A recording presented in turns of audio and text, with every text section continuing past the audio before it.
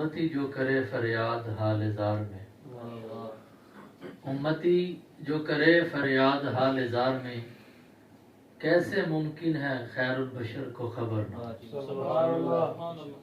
کیسے ممکن ہے خیر البشر کو خبر نہ ہو؟ یہ ہو ہی نہیں سکتا ہمارے حالات سے حضور واقف نہ ہو، کیونکہ ہم یہاں سے پڑھیں وہ مدینے سنیں، ہم یہاں سے پڑھیں وہ مدینے سنیں، ان کی اعلیٰ سماعت پہ لاکھوں سلام۔ ہمارا عقیدہ، ہمارا ایمان، ہماری مال جان بان ہے، ان کی جان پر قربان ہے، کیونکہ ہمارا موضوع آج کا جو ہے وہ اسی حوالے سے ہے کہ حاضر و ناظر کے حوالے سے۔ ناظرین و سامعین، کچھ سوال ہمارے سامنے گوش گزار کیے گئے، اکثر یہ سننے میں آتا ہے، دیکھنے میں آتا ہے، لوگ سوال کرتے ہیں۔ آج عبداللہ مصطفی طالب علم کی حیثیت سے ہوتے ہوئے ان سوالوں کے جواب دیں گے۔ اللہ تعالیٰ ان کے علم میں سوز میں برکتیں عطا فرمائے کہ اگر حاضر و ناظر ہیں تو ان کو پکارنے کا مطلب کیا ہے، اور پھر بار بار یا رسول اللہ کہنے کا کیا مطلب ہے، اس کے بارے میں، اور اگر آپ حاضر و ناظر ہیں تو پس نظر کیوں نہیں آتے، اس کے بارے میں کچھ باتیں گوش گزار فرمائے جناب والا محمد عبداللہ مصطفی صاحب۔ الحمدللہ رب العالمین والعاقبۃ للمتقین وعلی آلہ الطیبین واصحابہ الطاہرین، اما بعد فاعوذ باللہ من الشیطان الرجیم، بسم اللہ الرحمن الرحیم۔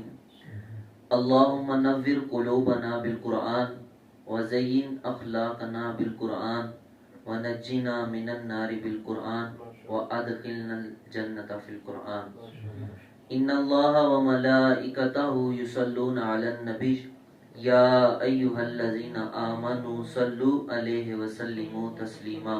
الصلاۃ والسلام علیک یا رسول اللہ وعلی آلک واصحابک یا حبیب اللہ۔ الصلاۃ والسلام علیک یا نبی اللہ۔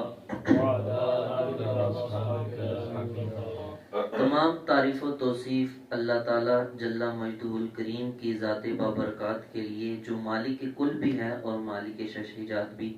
اللہ کی تعریف و توصیف اور حمد و ثنا کے بعد حضور نبی مکرم شفیع امم رحمت دو عالم تاجدار دو جہاں امام الانبیاء جلوہ صبح ازل نور ذات لم یزل باعث تکوین عالم فخر آدم و بنی آدم معصوم آمنہ احمد مجتبی جناب محمد مصطفیٰ صلی اللہ علیہ وآلہ وسلم کے حضور ناز میں اپنی عقیدتوں، ارادتوں اور محبتوں کا اخراج پیش کرنے کے بعد، میرے سامعین اور ناظرین حضرات، السلام علیکم ورحمۃ اللہ وبرکاتہ۔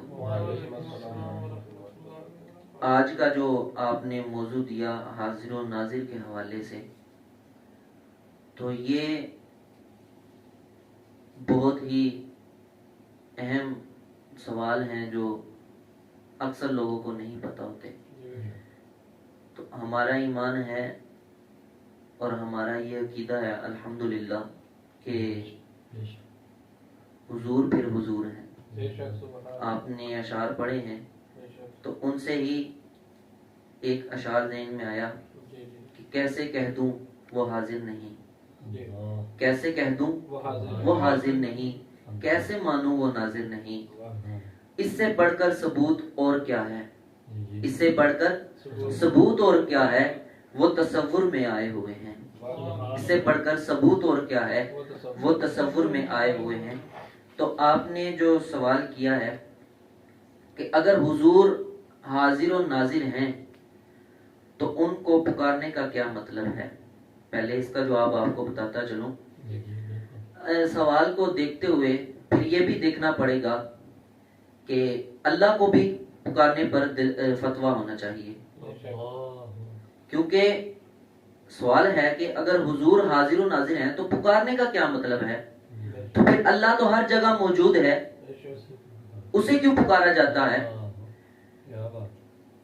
تو عقل عیار ہے، سو بھیس بدلتی ہے، اللہ جب ہر جگہ موجود ہے پھر اسے کیوں پکارا جاتا ہے؟ ضروری نہیں کہ اسے پکارا جائے جو موجود ہے، ضروری نہیں اسے ہی بلایا جائے جو پاس بیٹھا ہے. کبھی اظہار محبت کے لیے بھی پکارا جاتا ہے، کبھی محبت کا اظہار بھی کیا جاتا ہے. جب بچہ ماں کی گود میں ہوتا ہے حضرت تو وہ بار بار یہی کہتا ہے امی جی امی جی امی امی، بار بار کہتا ہے. امی بھی یہ نہیں کہتی کہ بار بار پکارنے کا کیا مطلب ہے، میرے پاس ہو، میری گود میں ہو، پھر بھی بار بار پکار رہے ہو. تو اس کے بار بار پکارنے پر ماں کو پیار آتا ہے، ماں چومتی ہے، گلے سے لگاتی ہے. تو بار بار پکارنے پر ماں کو پیار آتا ہے. تو اسی وجہ سے ہم بھی حضور کو پکارتے ہیں. پھر آپ نے کہا کہ یا رسول اللہ کہنے کا کیا مطلب ہے؟ تو یا رسول اللہ کہنے کا مطلب ہے کہ ہمارے دل کو سکون ملتا ہے، ہمارے دل کو سکون ملتا ہے. ہمارا عقیدہ ہے حضرت، ہم یا رسول اللہ کہتے ہیں تو حضور ہماری طرف متوجہ ہوتے ہیں.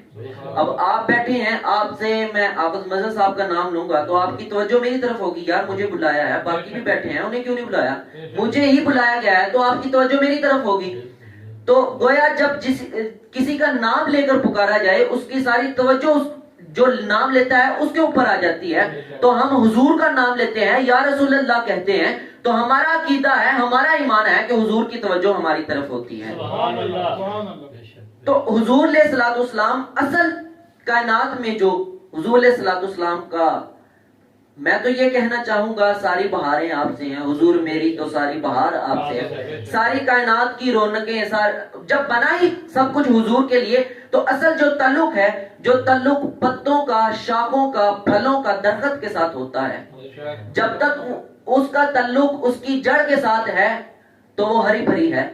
جب وہ تعلق ٹوٹ گیا، جڑ سے تعلق ٹوٹ گیا، شاخ کا، پتے کا، پھل کا، تو وہ خراب ہونا شروع ہو جائے گا، وہ بھس جاتی ہے، ایسے کہہ لیں. تو حضور علیہ الصلوۃ والسلام کا تعلق اپنی امت کے ساتھ اسی طرح ہے.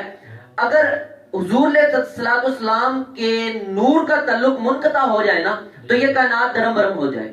تو حضور کا تعلق اپنی امت کے ساتھ اس طرح ہے. اس لیے فرمایا گیا انا شاہدن علیکم، کہ میں ہر وقت، فرمایا گیا میں ہر وقت تم پر گواہ ہوں. تو یہ حضور کا تعلق اپنی امت کے ساتھ اس طرح ہے. یہ عنوان بہت لمبا ہے لیکن آپ نے جو سوال کیے انہی پر اپنی گفتگو سمیٹنا چاہوں گا. حضور علیہ الصلوۃ والسلام کی صفات کو بیان کرتے ہوئے اللہ تعالیٰ نے فرمایا یا ایھا النبی انا ارسلناک شاہدا، فرمایا اے محبوب آپ کو گواہ بنا کر بھیجا ہے، حاضر و ناظر بنا کر بھیجا ہے. تو یہاں پر شاہد کا معنی ہے گواہ، شاہد کا معنی ہے گواہ. تو فرمایا اے محبوب آپ کو شاہد بنا کر، گواہ بنا کر بھیجا ہے. تو ہم نماز جنازہ پڑھتے ہیں، اس میں بھی یہ پڑھی جاتی ہے دعا اللہم اغفر لی حینا و میتنا و شاہدنا و غائبنا. تو یہاں پر شاہد اور غائب کا مقابل زندہ اور مردہ کے مقابلے میں ہے. تو پتہ یہ چلا کہ حضور حاضر و ناظر ہیں، حضور وہ دیکھتے ہیں جو ہم نہیں دیکھتے. تو آپ کے اگلے سوال کی طرف بڑھتا چلوں. آپ نے فرمایا اگر حاضر و ناظر ہیں تو نظر کیوں نہیں آتے؟ حاضر و ناظر ہیں یہی ہے، اگر حاضر و ناظر ہیں تو نظر کیوں نہیں آتے؟ تو اس پر سادہ سا جواب ہے آپ جان ہیں، جان کیا نظر آئے؟ جان ہے، جان کیا نظر آئے؟ تو ہوا نظر نہیں آتی، ہوا نظر نہیں آتی. ہم الحمدللہ ایمان والے ہیں، ایمان نظر نہیں آتا. ایمان ہے تو دکھاؤ، لیکن نظر نہیں آتا. پھر اس اور تھوڑی سی وضاحت کر دوں، ہر انسان کے ساتھ کرامن کاتبین ہیں، نظر نہیں آتے. جب ان کے غلام نظر نہیں آتے حضرت، جب ان کے غلام نظر نہیں آتے تو وہ تو پھر آقا ہیں. دیکھنے کے لیے مقام چاہیے، ان کو دیکھنے کے لیے ایک مرتبہ چاہیے کہ وہ جب ان کے غلام نے ہم دیکھ پا رہے تو یار آقا کا کیا عالم ہوگا. زیارت ہوئی ہے، ولیوں کو زیارت ہوئی ہے. تو یہ آپ کے دو سوال تھے جن کا جواب میں نے عرض کیا. تو ایک اور میرے ذہن میں سوال آ گیا، اکثر لوگ کیا کرتے ہیں کہ قبر میں رہ کر باہر کیسے آ سکتے ہیں؟ قبر میں رہ کر باہر کیسے آ سکتے ہیں؟ اللہ اکبر. باہر کے جوابات ہے قبر کے اندر، لیکن باہر کے سوال و جواب سارا وہ نبی صلی اللہ علیہ وسلم دے رہے ہیں امت کے لیے. کیا پیغام ہے؟ حضرت قبر میں رہ کر باہر کیسے آ سکتے ہیں؟ تو پھر یہ کہنا چاہوں گا کہ قبر میں رہ کر قبر میں کیسے آ سکتے ہیں؟ قبر میں رہ کر قبر میں کیسے آ سکتے ہیں؟ حدیث پاک میں ہے کہ تیسرا سوال حضور کی ذات کے بارے میں کیا جائے گا کہ اس شخص کے بارے میں آپ کا کیا خیال ہے. تو پھر قبر میں رہ کر جب قبر میں آ سکتے ہیں تو کیسے آ سکتے ہیں؟ حدیث ہے حضور صلی اللہ علیہ وسلم نے فرمایا کہ تیسرا سوال میرے بارے میں کیا جائے گا. تو کیا معراج کی رات نبی قبروں سے نہیں آئے؟ گئے نا. تو جب یار آپ دنیا کی 7ویں کوٹھری پہ چلے جائیں، دنیا کے کسی ایسے مقام پر چلے جائیں جہاں نہ بندہ ہے نہ بندے کی ذات ہے، بخار پہنچ جائے گا. آپ جائیں گے بخار پہنچ جائے گا. تو جب موت آئے گی تو اسرائیل علیہ السلام وہاں بھی پہنچ جائیں گے. تو جب یار تمہارا ایمان برباد کرنے کے لیے شیطان پہنچ سکتا ہے، جب تمہارا ایمان برباد کرنے کے لیے شیطان پہنچ سکتا ہے، تو ہمارا ایمان بچانے کے لیے آقا علیہ السلام بھی پہنچ سکتے ہیں. تو ہمارا ایمان بچانے کے لیے آقا بھی پہنچ سکتے ہیں. اگر وہ قبر میں نہیں آ سکتے تو حاجی امداد اللہ مہاجر، حاجی امداد اللہ مہاجر مکی علیہ رحمہ کیا فرماتے ہیں؟ انہوں نے کہا ذرا چہرے سے پردہ اٹھاؤ نا یا رسول اللہ، ذرا چہرے سے پردہ اٹھاؤ نا یا رسول اللہ، مجھے دیدار تو اپنا کرواؤ نا یا رسول اللہ. جہاز امت کا حق نے کر دیا آپ کے ہاتھوں، جہاز امت کا حق نے کر دیا آپ کے ہاتھوں. اب بس اب چاہو ڈبو یا تراؤ یا رسول اللہ. پھر یہ انہوں نے کیوں کہا اگر وہ قبر میں نہیں آ سکتے؟ تو یہاں پر ایک نقطہ دینا چاہوں گا آپ کے پچھلے سوال کے بارے میں کہ حاضر ہیں ناظر ہیں نظر کیوں نہیں آتے. تو یار جب مدینے میں رہ کر وہ ساری کائنات کو دیکھ رہے ہیں، مدینے میں رہ کر ان کو جو کوئی بندہ درود پڑھتا ہے، سلام پڑھتا ہے، فرشتے پیغام لے جاتے ہیں. فرشتے تو غلام کے ذریعے کام کر رہے ہیں، میرے آقا ان کے بتانے سے پہلے ہی جانتے ہیں. لیکن یہ غلام ہے، چودھری ہو اس نے غلام رکھے ہوتے ہیں تو وہ تو پھر آقا ہیں. یہ فرشتے اپنا کام کر رہے ہیں جو اللہ نے ان کی ڈیوٹیاں لگائی ہیں. ایک بندہ درود پڑھتا ہے، اس کا نام، اس کے والد کا نام یہ فرشتے بتاتے ہیں، لے کر جاتے ہیں قبر. تو جب حضور مدینے پہ بیٹھ کر ساری کائنات دیکھ رہے ہیں، اگر کرم کرنا چاہیں تو نہیں کر سکتے. کرم کیے ہیں. جلال الدین سیوطی کو 72 مرتبہ دیدار کروایا. پھر امام بصیری پر کرم فرما سکتے ہیں. جمال الاولیاء اشرف علی تھانوی میں غوث اعظم کے لیے، غوث اعظم کے لیے جو ولیوں کے بھی ولی ہیں، غوث اعظم کے لیے ایک ہی افطاری 18 جگہ ہو سکتی ہے، تو امام الانبیاء کے لیے کیسا محال ہوگا. تو یہ بحث بہت طویل ہے، لیکن اگلی حدیث میں حضور علیہ الصلوۃ والسلام نے اس کا اگلا جو حصہ ہے فرمایا بے شک میں اللہ کی قسم، بے شک میں اللہ کی قسم ابھی بھی اپنے حوض کو دیکھتا ہوں. یہ نگاہ مصطفیٰ کی طاقت ہے جو ہم نہیں دے سکتے، جو ہم نہیں دے سکتے وہ حضور علیہ الصلوۃ والسلام دیکھ رہے ہیں. تو یہ ان کی نگاہ کی طاقت ہے، ان کی سماعت کی طاقت، اور آنے جانے کا یہ سلسلہ تو بعد میں ہے، لیکن یہ ان کی نگاہ کی طاقت ہے. ایمان علیہ السلام ایک چونٹی کی آواز کئی میلوں میں سن سکتے ہیں. تو یہ حضور آقا علیہ الصلوۃ والسلام تاجدار دو جہاں، یہ ان کے عالم میں اللہ نے اپنی، کیا کسی کا شعر ہے نعت کا کہ کنجی تمہیں دی ہے اپنے خزانوں کی خدا نے، مالک کیا محبوب اور مختار بنایا. تو یہ آقا علیہ الصلوۃ والسلام کی شان ہے، یہ ان کا مرتبہ ہے. پھر ایک جگہ آپ نے فرمایا کہ جو چیز نظر آنے والی نہیں بھی ہے وہ بھی اللہ دکھاتا ہے، جو چیز نظر آنے والی نہیں بھی ہے وہ بھی اللہ انہیں دکھا رہا ہے. اور آقا علیہ السلام نے فرمایا میں تمہارے رکوع اور سجود بھی دیکھ رہا ہوں، وہ بھی مجھ سے پوشیدہ نہیں. اور ایک حدیث میں ہے کہ اس میں خشوع کا بھی تعلق ہے، فرمایا جو تمہارے دل میں چھپا خشوع ہے وہ بھی میں دیکھ رہا ہوں.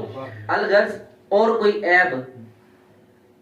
کوئی عیب کیا تم سے نہاں ہو بھلا، اور کوئی عیب کیا تم سے نہاں ہو بھلا، جب نہ خدا ہی چھپا تم پہ کروڑوں درود. جب نہ یار خدا ہی نہیں چھپا تو پھر ان سے کیا چیز چھپ سکتی ہے؟ جب نہ خدا ہی چھپا تم پہ کروڑوں درود وما علینا الا البلاغ المبین۔ چلو انہوں نے ہمیں بڑے اچھے نورانی کلمات ہمیں عنایت فرمائی۔ اللہ تعالیٰ یہ طالب علم ہوتے ہوئے ہمیں بہت چیزیں عطا فرمائی ہیں اللہ تعالیٰ کی عطا سے۔ اللہ تعالیٰ ان کے علم میں سوز میں برکتیں عطا فرمائے۔